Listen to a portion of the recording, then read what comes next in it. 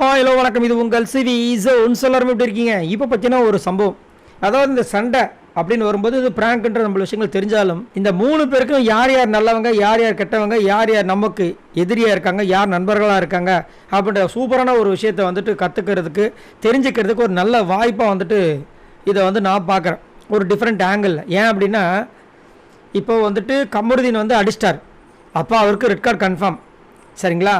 அந்த நேரத்தில் வந்துட்டு கமருதீனுக்கு ஆறுதலாக வந்து சொல்கிறதுக்காக நம்ம விஜய் பார்வதி, அதுக்கப்புறம் அமித் பார்கவ், சரிங்களா, அதுக்கப்புறம் அரோரா, இவங்கெல்லாம் வந்து ஏன்னா அவங்க மேலே அஃபெக்ஷன், நீ ஒன்றும் ஃபீல் பண்ணாத. சுபிக்ஷா வராங்க. இது அதாவது விஜய் பார்வதியும் அரோரா வர்றது புதுசு இல்லை, ஆனால் சுபிக்ஷா வந்து சொல்கிறாங்க பார்த்தீங்கன்னா அது புதுசு. புரியுதுங்களா? அதே மாதிரி திவாகர் வராரு, அது புதுசு. ஏன்னா திவாகருக்கும் வந்துட்டு கமருதீனுக்கு ஆகாது, அது புதுசு.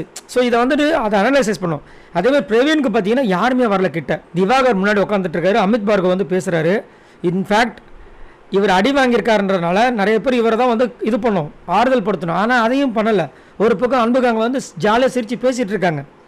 அவர் வந்துட்டு என்ன சொல்கிறாருன்னா, பிரஜன் வந்து அதை மெயின்டைன் பண்ணலாம் சொல்லிட்டு அங்கே வந்து கேட்குறாரு, என்னடா இப்படி ஆயிடுச்சு அப்படின்னா, அண்ணா அடி வாங்கினது நான், அடி கொடுத்தவனுக்கு எல்லாருமே வந்துட்டு ஆறுதல் சொல்கிறாங்களே தவிர அடி வாங்கின என்னை யாருமே எதுவுமே கேட்கவே இல்லையே அப்படின்னும் போது இந்த ப்ராங்க் தாண்டி பிரவீனுக்கு உள்ளே வந்து ஒரு ஹிட்டு நடக்கும். ஏன்னா என்ன தான் பண்ணாலும் அவனுக்கு சப்போர்ட் வந்துடுது, நம்மக்கிட்ட யாருமே வந்து பேசவே இல்லையே அப்படின்னு. ஆப்போசிட்டில் ஒருத்தர் பாவமாக உட்காந்துட்டு இருக்கார். யார்? திவாகர். ஏற்கனவே திவாகர் பிரவீனுக்கு எவ்வளோ முட்டிகிட்டு இருக்கு உங்களுக்கே தெரியும். மனுஷன் போகவே இல்லை, அங்கேயே உட்காந்துட்ருக்காரு, ஃபீல் பண்ணுறாரு. இதுதான் நான் சொல்ல வர்றது. ஏன்னா திவாகர் நிறைய பேர் வந்து என்னென்னமோ சொல்லுவாங்க.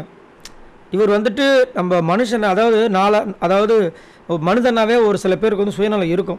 சுயநலத்தை தாண்டி ஒரு சில கேரக்டர் இருக்கும். அந்த கேரக்டர் தான் இது. உள்ளே இருக்கும், வன்மங்களாக இருக்கும், உடனே கக்கிடுவாங்க. கக்கிட்டு அடுத்தது கட்டத்துக்கு போவோம், அடுத்தது ஜாலியாக பேசுவோம். அப்படி அந்த மாதிரி ஒரு கேரக்டர் இது. இந்த கேரக்டரில் நம்ம டிட்டர்மெண்ட்லாம் பண்ண முடியாது. ஸோ இது வந்து பிரவீனுக்கும் கமருதீனுக்கும் நல்ல ஒரு பாடமாக இருக்கும். பார்க்கலாம். நீங்கள் உங்களோட கருத்து சொல்லுங்கள், உங்களுக்கு என்ன தோணுது? மறக்காமல் கமெண்ட்ஸ் பண்ணுங்கள். பாய் நண்பர்களே.